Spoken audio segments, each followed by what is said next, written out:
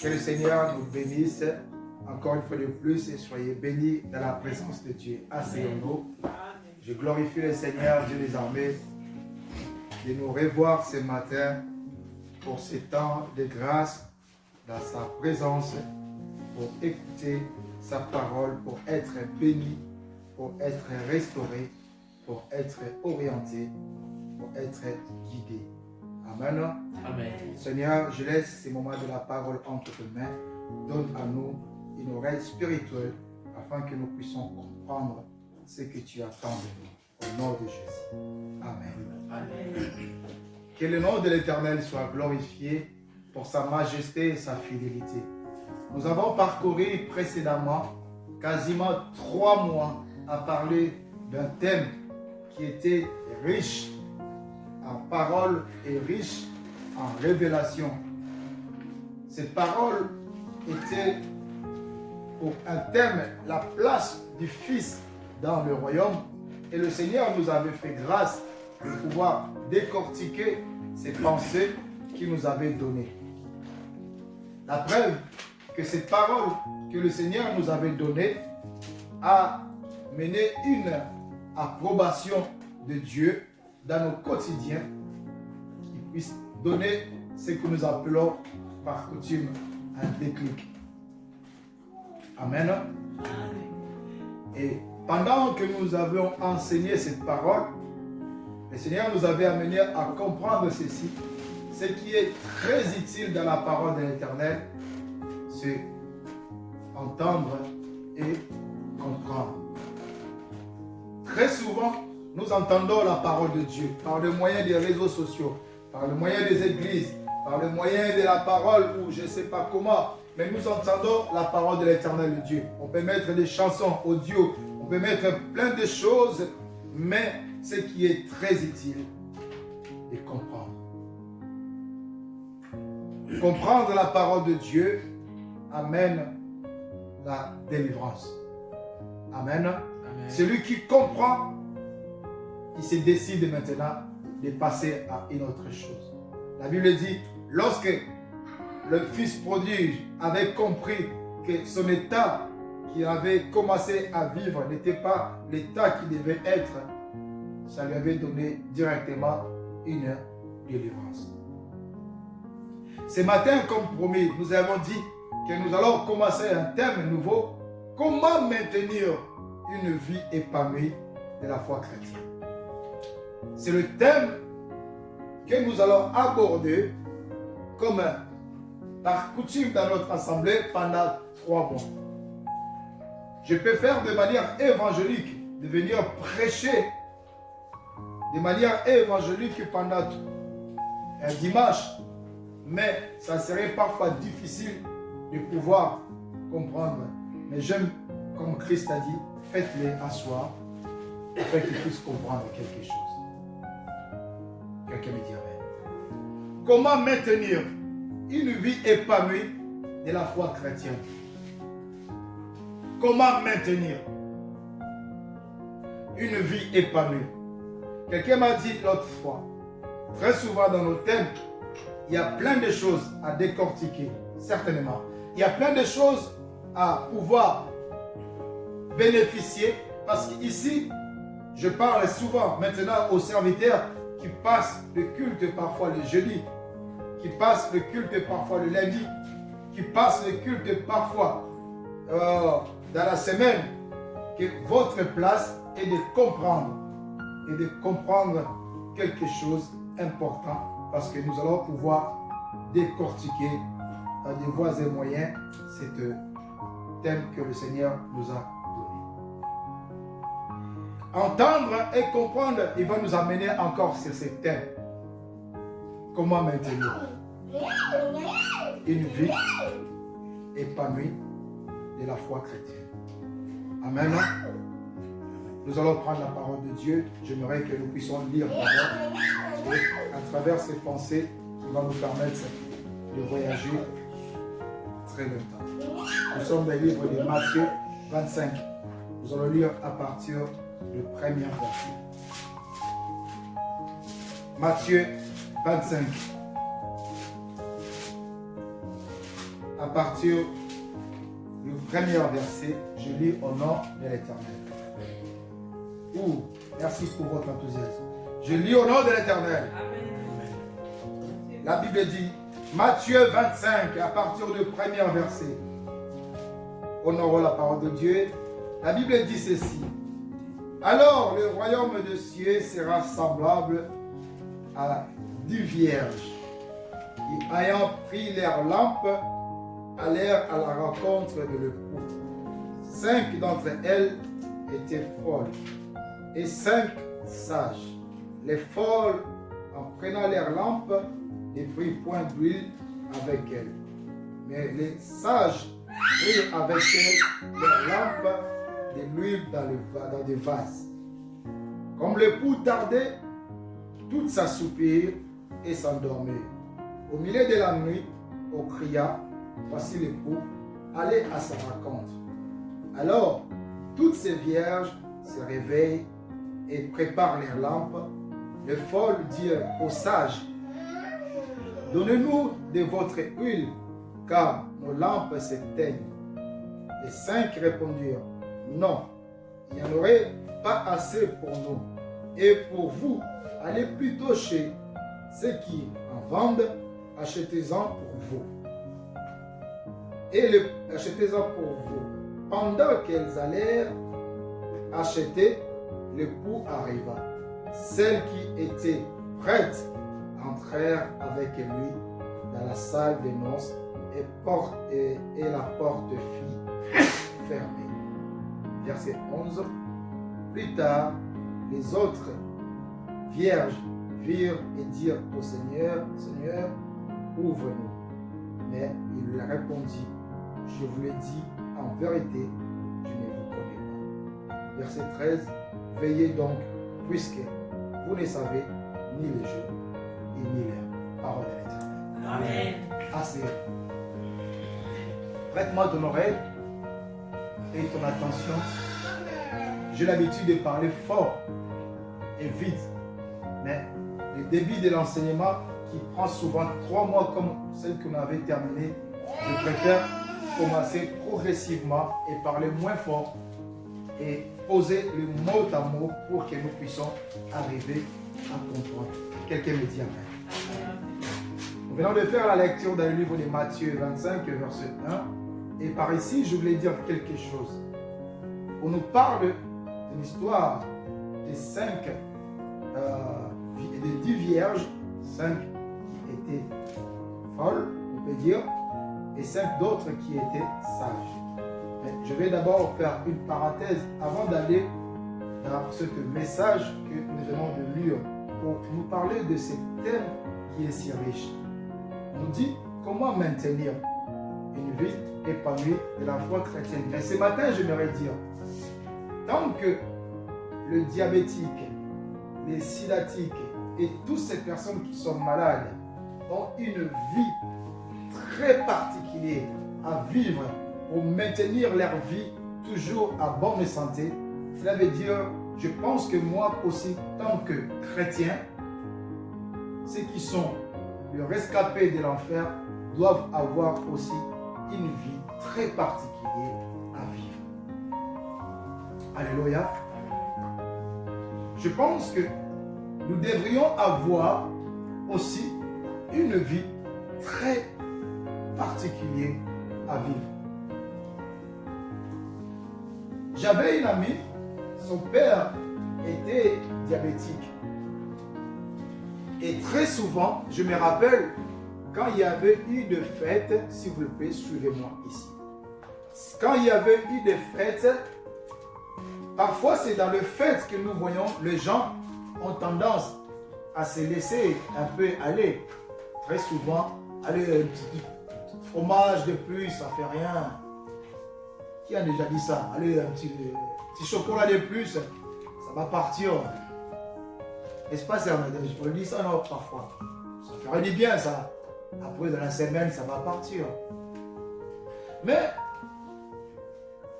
je très constamment suivi la vie de ses papas et j'ai pu constater une chose. malgré le moment où c'était de fête, ou parfois les temps où tout le monde s'est laissé aller par certains sentiments, mais la vie de cette personne-là était centrée de ne pas accéder à certaines folies. Cela veut dire, je suis diabétique, tout ce qui est sucrerie, même si c'est le jour de la fête, je ne prendrai jamais. Alléluia. Amen. Jamais je veux le prendre. J'ai compris une chose, que ces gens-là avaient une mode de vie très particulière qui était suivie par rapport à leur santé. Très récemment, on a parlé, il y a eu une campagne de SIDAction. Je ne sais pas si vous avez suivi un petit peu pour aider les gens qui sont séropositifs. Et je puis suivre un article qui se disait comment ces gens-là vivaient avec la maladie. Alléluia. Ces gens-là avaient une mode de vie qui vivait centrée autour de leurs médicaments qui devaient suivre à la lettre pour ne pas succomber encore à une petite faille qui va être parfois aussi fatale. Lorsque je lis cet article, je peux comprendre une chose, que le mode de vie de ces personnes était différent à la nôtre. Et c'était pendant le temps où je demandais à l'Éternel de nous parler le second thème que nous allons pouvoir partager pendant 3 mois à Bethesda. Alors, lorsque je regardais leur vie, le Seigneur m'a ouvert les yeux pour voir une chose. Il me dit, si ces personnes ont une mode de vie qui est différente à la plupart de beaucoup d'entre nous, comment est-ce que le chrétien peut vivre une vie aussi ordinaire? Je pense que le chrétien devait avoir aussi une mode de vie qui est différente à certaines personnes. Alléluia. Pourquoi les chrétiens devaient avoir une mode de vie différente? Parce que nous avons connu une chose, ce qui est merveilleux. Lorsque un païen qui ne connaisse pas le Seigneur donne sa vie à l'Éternel Dieu, l'Éternel l'envoie dans un lieu qu'on appelle Église pour que cette personne soit épanouie, progresser, régénérer, devenir puissant, comprendre le socle de l'Éternel. Mais très souvent, lorsque le Seigneur nous attire dans sa présence, il nous bénit. Mais qu'est-ce que nous avons compris? Dans la présence de l'Éternel, nous sommes guéris, nous sommes restaurés, nous sommes bénis, nous avons connu les salis. Mais aussitôt que nous avons connu toutes ces choses, dans notre génération, aussitôt que nous connaissons toutes ces choses, et aussitôt que nous les perdons. Et aussitôt que nous les perdons. Moi, je crois à une dispensation. C'est-à-dire, lorsque nous venons dans la présence de Dieu, le Seigneur prépare une bénédiction pour notre quotidien, pour notre vie. Parce qu'il est le Père. Il a dit, lui, il est différent de nos pères qui ont parfois, qui commettent des erreurs, mais qui donnent quand même des bonnes choses à leurs enfants. Regardez, essayons d'observer avec un petit coin d'œil les mamans qui sont là avec leurs enfants. Malgré qu'ils m'écoutent, mais ils ont quand même une aide à regarder parfois leurs enfants. Et parfois, ça vous arrive de commettre des erreurs, de commettre un péché. Personne n'est là à l'abri de cela. Parfois, vous fautez aussi. Mais le Seigneur a dit, vos parents sont méchants, mais donnent de bonnes choses à leurs enfants. On est plus fort que moi. Je ne donnerai pas aussi ce qui est parfait. Cela veut dire que lorsque le Seigneur nous attire dans sa présence, il a une bénédiction de pouvoir à nous donner. Et cette bénédiction, le Seigneur prépare à nous donner chaque dimanche, chaque jeudi, chaque rencontre que nous nous présentons dans sa majesté. Il prépare une bénédiction. Et j'avais enseigné longuement à dire ceci. Ce que le Seigneur nous donne, elle est parfait, elle est excellente. Cela veut dire que ce que Dieu donne, elle est parfait, elle est excellente. Mais il faut savoir une chose. Lorsque le Seigneur nous donne la chose qui est parfaite et elle est excellente, comment pouvoir maintenir? Alléluia. Comment pouvoir le maintenir? Parce que ce matin, exactement, nous allons être bénis dans la présence de Dieu. Il y en a même qui sont bénis pendant l'intercession, lorsque nous étions en train de prier. Mais comment maintenant pouvoir maintenir ce que Dieu nous donne? Beaucoup d'entre nous, j'ai toujours dit ceci, j'ai donné ma vie à Jésus de 93. J'ai commencé à prier à 93. Donc à 93, jusqu'à aujourd'hui, ça fait au moins une vingtaine d'années, si je ne me trompe peut-être pas. Mais je veux dire que de 93 jusqu'à aujourd'hui, est-ce que Dieu donne dans nos vies?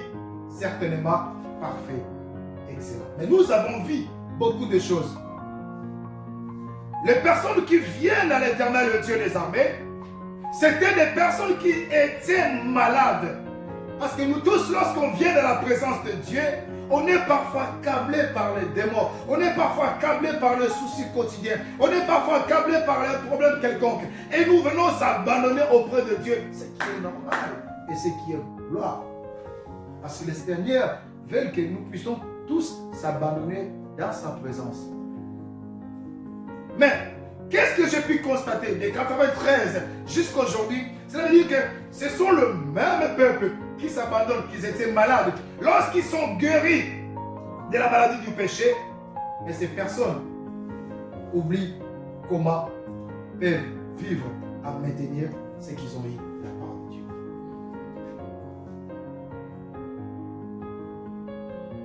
Quelqu'un me dit amen. Amen.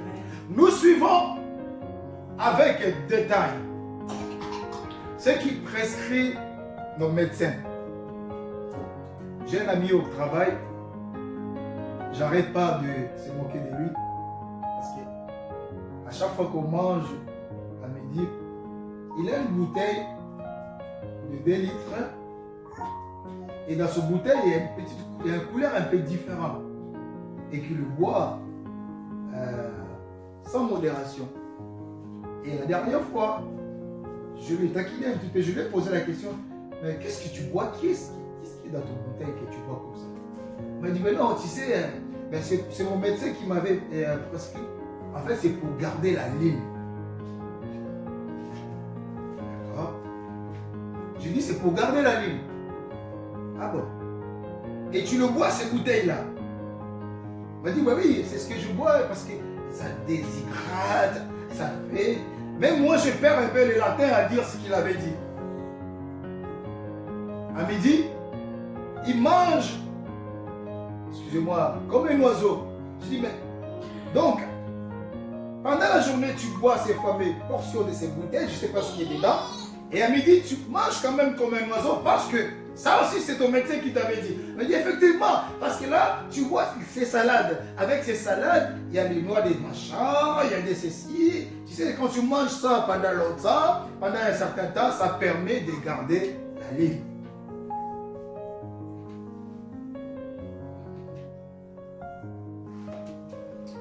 Est-ce que vous me suivez? Oui. Ça permet de garder la ligne. S'il vous plaît.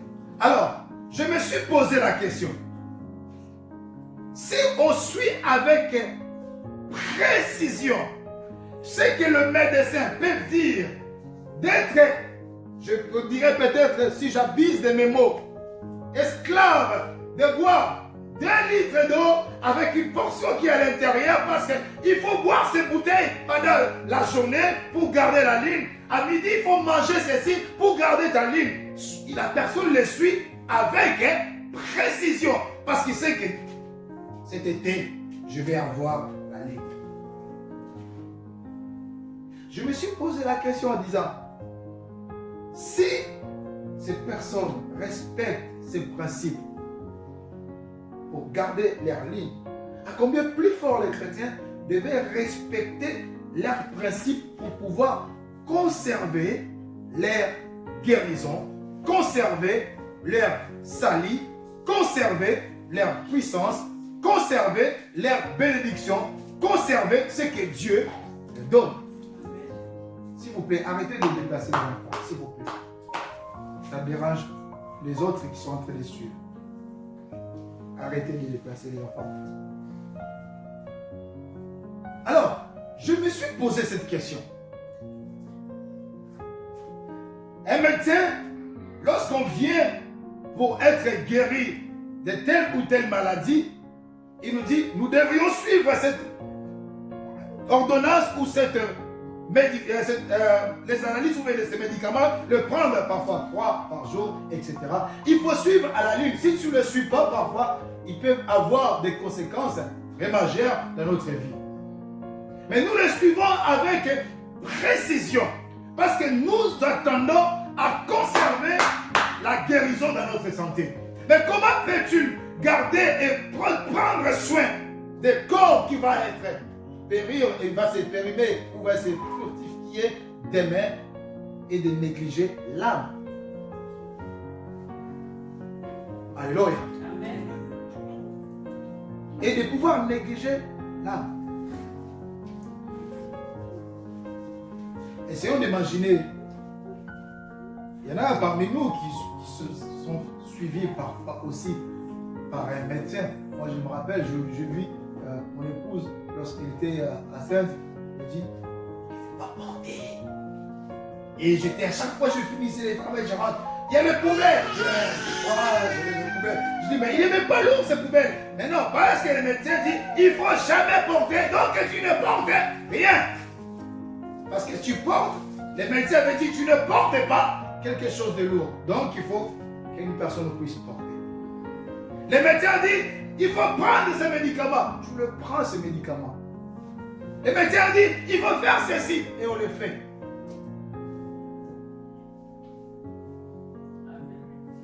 Ça t'est déjà arrivé, un médecin dit, tu prendras ces médicaments du matin au soir, etc. Et on le suit, n'est-ce pas? Amen. Amen. Gardez la ligne pendant longtemps aussi parce qu'il faut avoir la bonne santé. N'est-ce pas? L'été arrive, il faut que j'arrive à rentrer. Mes 36, si je n'arrive pas dans mes 36, j'ai un problème. Mais je me suis dit, et les saluts, et la guérison, et la paix, et la restauration de l'âme que le Seigneur nous accorde chaque jour à sa présence. Comment est-ce que nous faisons pour maintenir ça? Ce que nous sommes devenus aujourd'hui, c'est, comme l'évangéliste avait prêché la dernière fois, les prostituées de la foi. C'est-à-dire qu'aujourd'hui, nous sommes à Bethesda. Demain, tout comme nous serons à la main de l'Éternel. Après demain, nous serons peut-être à la, je ne sais pas, de l'Éternel. Pourquoi? Parce que nous cherchons tous à voir là où on peut trouver la solution de nos problèmes. Alors que la solution, elle est simple. Lorsqu'on se présente dans la présence de Dieu, il nous bénit. Mais qu'est-ce que nous faisons pour pouvoir conserver cela? Aujourd'hui, je vais parler brièvement, parce qu'il y a beaucoup de choses que nous allons faire après. Mais je nous donne à comprendre une chose. Ce matin, nous sommes bénis. Nous allons sortir d'ici bénis. Nous allons sortir d'ici avec la pensée de Dieu. Mais, ce n'est pas suffit. Ce n'est pas ça qui suffit dans notre quotidien. Ce qui suffit, ça va suffire dans notre quotidien. Ce qui va donner une approbation, c'est de pouvoir conserver. Lorsque nous arrivons à conserver ce que nous obtenons de Dieu, c'est ces choses-là que nous conservons qui va commencer à porter le fruit de la parole de Dieu. Ici, à l'église, nous devenons tous saints. Je suis d'accord avec tous. Mais lorsque nous sortons de l'église, c'est que nous avons compris quelque chose. Nous avons gardé cela et ça commence à s'épanouir. Parce que notre thème, elle est comment maintenir une vie épanouie. Nous parlons de l'épanouissement. Nous parlons de la vie. Et nous parlons de la foi chrétienne. C'est pourquoi ce thème, elle est très vaste. Nous allons pouvoir le décortiquer. Maintenant, là où nous venons de faire la lecture, la Bible nous dit ceci. Il y avait 10 vierges. On nous parle de 10 vierges. Et lorsque la Bible parle de ces 10 vierges, Il ne parle pas des gens qui étaient hors chrétiens. Parce que Jésus, il voulait expliquer la fin du siècle, comment les choses vont être. Le royaume, comment ça va être. Mais il a commencé à donner une pensée parce que Jésus-Christ avait une manière de propager la parole parce qu'il savait que les gens qui l'écoutaient, tous, n'avaient pas fait de grandes études. Pour pouvoir faire comprendre les gens, ma grand-mère avait cette manière de parler. Elle n'a jamais été à l'école, mais pour nous permettre de comprendre quelque chose, elle prenait des exemples banals pour nous passer un message afin de pouvoir comprendre. Maintenant, Jésus a pris la parole pour dire dans ces paraboles. J'ai enseigné longtemps à Bethesda.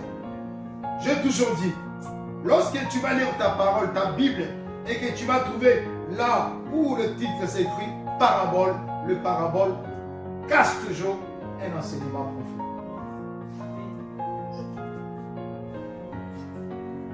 Alors ici, il dit, les royaumes de ciel seront semblables à ces 10 vierges. Et l'image de ces 10 vierges, ce sont les 10 personnes qui ont donné leur vie à l'Éternel. Les 5 étaient sages. Les 5 étaient folles. Ou on peut dire, au jour d'aujourd'hui, négligents. Les 5 étaient ceux qui avaient donné leur vie à Jésus. Ce sont des personnes qui se sont souvenus lorsqu'ils étaient des esclaves. Ils ne connaissaient pas les lois de l'Éternel. Lorsqu'ils étaient des esclaves, ils ne connaissaient pas qui était Dieu. Le Seigneur était mort pour eux. Le Seigneur avait donné leur vie pour eux. Après ces personnes, ils sont devenus des hommes de Dieu, des chrétiens, des femmes de Dieu. Maintenant, ces sages-là, la Bible parle, lorsqu'ils ont donné leur vie à Jésus, ils ont maintenu leur foi au point de ne pas le perdre. C'est pourquoi la Bible dit, on nous parle ici d'un exemple de l'huile. L'huile dont Jésus-Christ essaie de donner l'exemple ici symbolise l'image du Saint-Esprit. Pour vous qui êtes en train d'écrire, j'aimerais vous dire ceci. La communion intime du Saint-Esprit avec les croyants joue un rôle très important. La communion intime avec le Saint-Esprit, le croyant, joue un rôle très important. Pourquoi? Parce que le pasteur ne sera toujours pas derrière toi pour te parler de la parole de Dieu. Mais le Saint-Esprit, il te parlera avec une voix qui est adaptée au niveau de ta connaissance afin de comprendre ça, c'est la parole de Dieu. Le Saint-Esprit te parlera, il te dira, ma fille, ça, tu devais faire comme ça. Ici, tu devais faire comme ça. Mon fils, ici, tu devais faire comme ça. Alléluia. Parce que la voix du Saint-Esprit est le meilleur que la voix du pasteur. Il joue un rôle très important. Alors la Bible dit, le 5 qui étaient sages, ils ont conservé, ils ont dit, quand j'étais païen, j'étais peut-être esclave de ceci.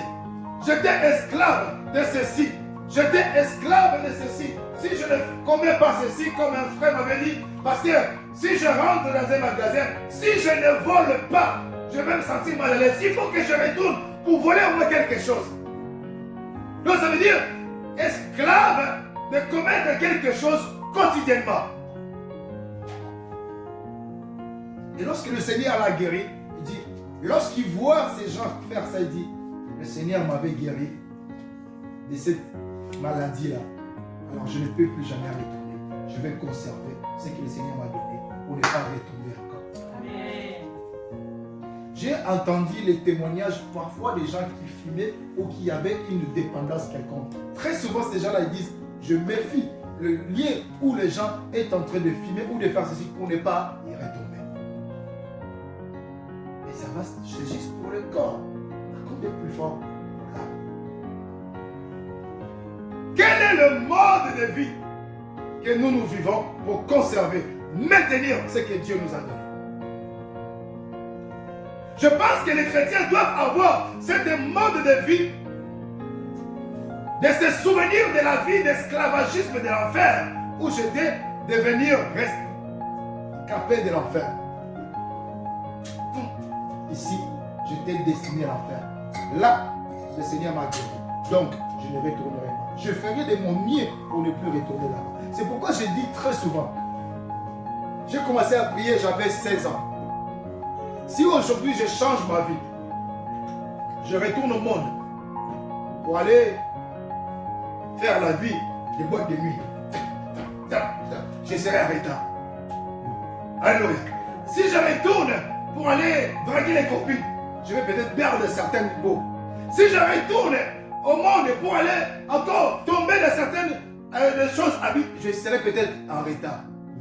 C'est pourquoi la vie du ciel, ça veut dire que la Bible dit, celui qui pose la main dans le chariot ne plus digne de regarder en arrière. Advienne qui pourra, je vais suivre Jésus. Les choses marchent, je vais suivre Jésus. Les choses ne marchent pas, je suis destiné à suivre Jésus-Christ pour conserver ce que Dieu m'avait donné. Alléluia. Pour maintenir ça, parce qu'il y a une vie qui se suit derrière. Et cette vie doit s'épanouir. Si cette vie ne s'épanouit pas, je dois faire de mon mieux parce que c'est ma vie. Amen. Le 5 autres, parlons d'eux aussi, qui étaient un petit peu folles.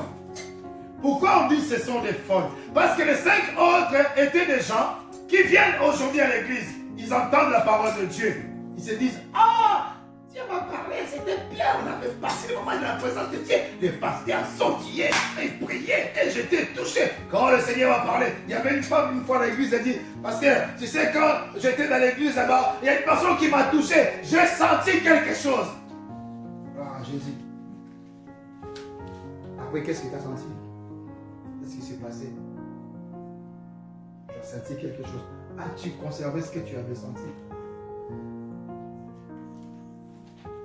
C'est pourquoi nous prenons les gens ici pour aller démolir, pour aller l'amener là-bas. Nous prenons ici le démolir pour aller l'amener là-bas, juste pour avoir une soif de trouver une solution quelque part. Mais la solution, elle est à ta portée, bien-aimé. Elle est à ta portée. C'est juste que il faut conserver ce que tu prends. Vous savez, dans la vie, nous avons des gens à qui nous gagnons par le même salaire. Toi, parfois, avec ton salaire, tu es très dépensière et tu dépenses trop. À la fin du mois, tu te retrouves même vide. Mais nous avons des gens aussi, ils gagnent le même salaire, mais avec le même salaire, lui, il fait des grandes choses. Et on se pose la question, mais comment lui il fait? Il dit non, c'est parce que moi, je sais comment maintenir ce que je tiens. Alléluia. Ces 5-là, c'était des gens, ils viennent à l'église, ils sont bénis, mais demain, dès qu'ils sortent de la porte de l'église, le voleur vient, il les vole, la bénédiction, il est parti. J'avais enseigné la dernière fois, quand j'avais fini l'enseignement de la place du Fils dans le royaume, j'avais parlé de la sémence. J'avais dit ceci, concernant la sémence. J'avais dit, la sémence que tu sèmes, ce qui est ta parole. Ce matin, tu as reçu la voix de l'Éternel. Il se passe dans ton cœur aujourd'hui la croyance, la positivité. Tu te dis, certainement le Seigneur m'a parlé. Je crois, je pose une sémence. Je dis que je ne serai jamais malade. Je suis restauré. Je suis béni de l'Éternel. Mais il y a une sémence qui est sémée. Il faut savoir, lorsque cette sémence elle est sémée, j'avais dit, elle intéresse 3 personnes. Elle intéresse 3 personnes.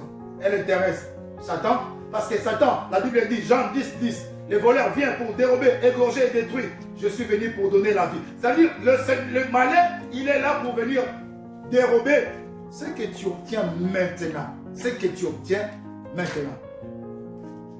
L'ennemi vient pour pouvoir l'arracher, parce que c'est une sémence. Il sait que s'il laisse cette sémence de la parole que tu attends, ça va porter du fruit. C'est pourquoi il vient pour pouvoir la voler. Mais il ne peut pas toucher la sémence que Dieu t'a donnée. Parce que la sémence, elle est incorruptible. La sémence qui est incorruptible, elle est parfaite. Ça veut dire qu'elle vient de Dieu. Si elle touche, il va se faire brûler. Donc il ne touchera pas. Deuxième personne, la sémence terrestre, elle intéresse Dieu. Dieu ne peut pas déraciner sa sémence qui a sémé, c'est parce que c'est sa parole. Dieu ne peut pas déraciner sa sémence. Il sait que c'est ma parole, je l'ai donnée à mon fils pour que mon fils soit béni. Je ne la déracinerai pas. Troisième personne qui intéresse, ça veut dire c'est toi qui attends la sémence, qui a sémé. J'ai sémé. Est-ce que je crois à la chose que j'ai sémée? J'ai sémé. Est-ce que je crois que Dieu m'a guéri? J'ai sémé. Mais est-ce que je crois que je suis béni? J'ai sémé. Est-ce que je crois que je suis sauvé par Dieu? J'ai sémé. Mais est-ce que je crois vraiment que je suis un enfant de Dieu? C'est par là que l'ennemi vient arracher la sémence. Pour nous poser de telles questions.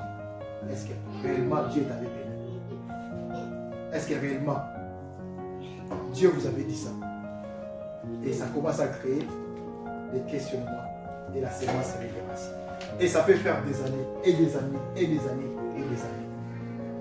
Ce matin, j'avais besoin que nous puissions comprendre une chose. Ces 5 folles, ce sont des personnes qui viennent de nous enseigner. Ils nous entendent parler de Dieu longtemps. Longtemps. Ils se disent gloire à Jésus. Mais à la fin, ce sont les mêmes personnes. Lorsqu'ils sortent de l'église, l'ennemi les attend patiemment à la porte de l'église. Il arrache la sémence. Dimanche prochain, tu reviens encore. Tu attends, mais il arrache la sémence.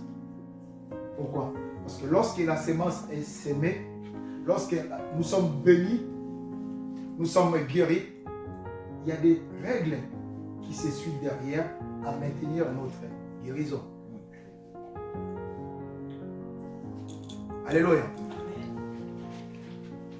Qui c'est qui a déjà été suivi par un kiné ou par quelque chose? On s'est dit, ah, pour être guéri, il y a des séances de kiné à suivre. La rééducation. Il y a le cure parfois aussi pour nous amener au chemin de notre guérison. Ça veut dire, nous, notre salut, nous avons obtenu de la part de Dieu. Mais il y a des règles pour que notre vie soit meilleure. La Bible dit dans les Romains 8, verset 14, tous ceux qui sont conduits par l'Esprit de l'Éternel sont appelés quoi? Fils de Dieu. Il faut se faire odieux par Dieu pour qu'on puisse s'appeler fils de Dieu. Alléluia. Que Dieu bénisse sa parole.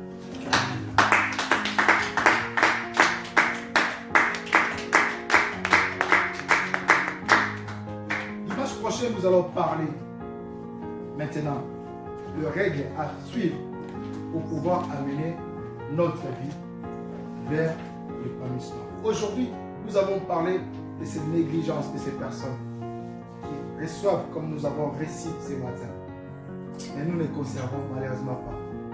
Demain, dimanche prochain, nous parlerons également maintenant à nous comment est-ce que nous allons mettre ces choses en place. Nous avons 3 mois pour décortiquer ces thèmes, à comprendre comment nous allons mettre en place, à maintenir ce que nous obtenons de la part de Dieu. Inclinons nos têtes, nous allons prier le Seigneur.